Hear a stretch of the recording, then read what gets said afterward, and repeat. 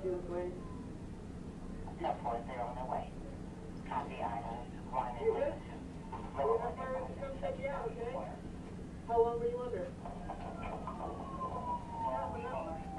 No, buddy. What is your name? Huh? What, Lon? Lon? So what's your date of birth? Do you know your birthday? Huh?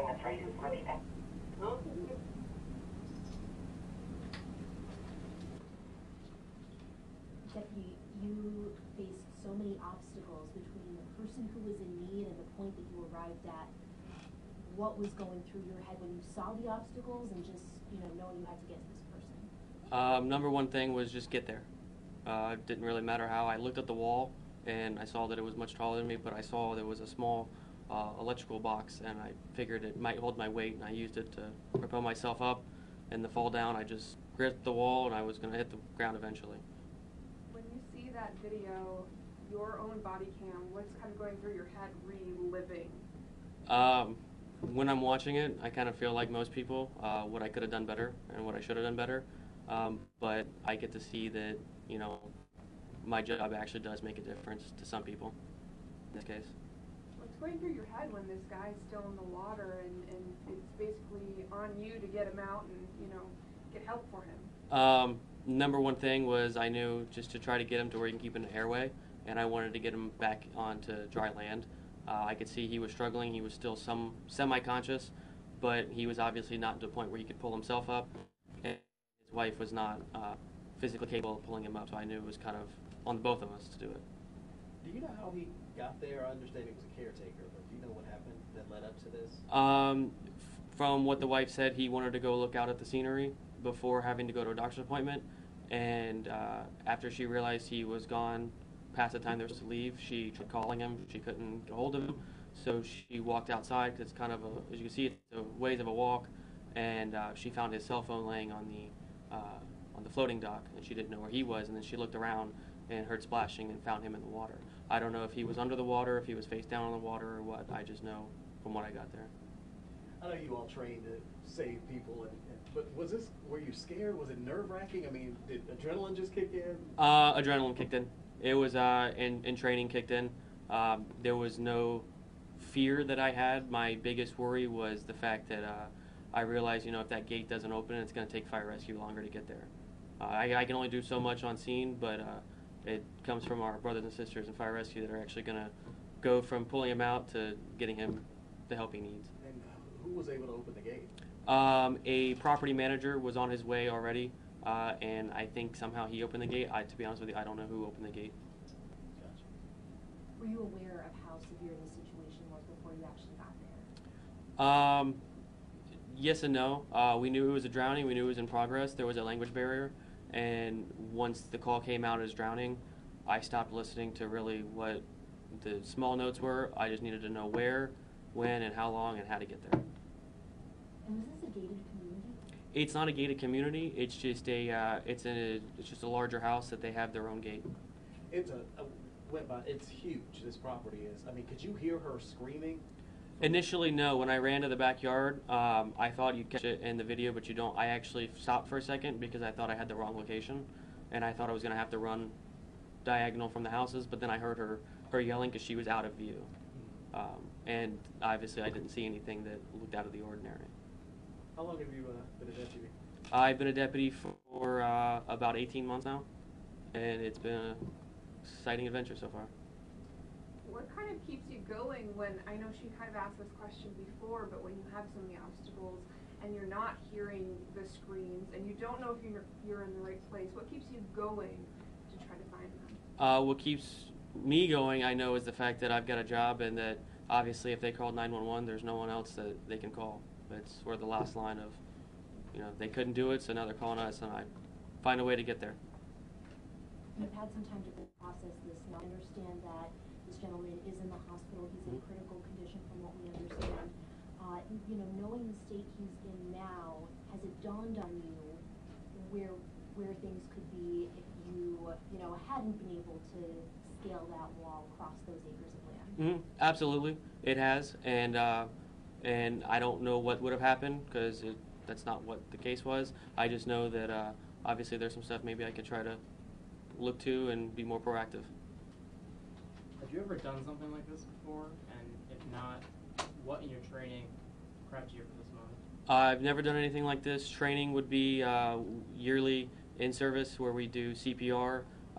We don't really have a drowning type of training itself, but number one thing is just breathing. You know, and they teach in CPR, airway, breathing, circulation. If you got those ABCs, you're kind of good for there. You were pretty much wearing what you're wearing now when you climbed that fence and all that? Yes, I was wearing a slightly different uniform. This is what I wear on a day-to-day basis. I happen to be wearing a different uniform that day, but it kind of dawned on me that stuff might fall off, but I don't really think that was a priority at the time. So Yeah, I was just thinking, it's heavy. So It you is. had all that weighing you down, and you're still. And it is heavy, and to be honest with you, I didn't feel it on there at the time. When you pulled up and saw that youth fence, what went through your mind? But I thought, okay, I've got to get a way through. And driving through it was not an option, so I knew that I could just scale the wall one way or another. I did forget that my backup was right behind me. One of us could have lifted one of each other up, but I was able to get over, so we just went from there. You weren't even really thinking about that. You were just like looking for a way to do it. I was just looking to a way to get over the wall. Exactly. Yeah. Find the patient and get there. How do you use this experience moving forward as a deputy? Just kind of once it happens once, you can broaden your vision, because when times like this, adrenaline, you kind of get tunnel vision, and at least this time I was able to stay aware of my surroundings enough to see the wall and the small step to get over it. Have you been able to speak to the victim's family yet? I stayed for a little while at the hospital, and I did speak to the wife, and she was very grateful that we were able to help. I tried to go back at the end of shift, but he had been transferred to hospital, so I wasn't able to catch up with him then. But they do have my contact information, and I look forward to hearing back from them. Anything else you want to add about that experience? I mean, 18 months on the job, is this the most? It's definitely, I think it's important for a lot of people to know just basic safety, life-saving devices. Basic life support is called CPR. And then if you're going to be near water and you don't know how to swim, at least keep something nearby or let somebody know you're going to go near water. That way they know to check up on you if you haven't been heard from in 5 minutes, not 30. You said when you rewatch the footage, you're thinking about what you could have done better. What are some of those things that you're thinking? Possibly just helping my partner get over before I went over the wall. But I mean, we both talked about it afterwards, and she thinks that it was probably a good decision that I went over the wall, because fire rescue was right behind me anyways. We just needed someone to get him out of the water. That was the first step.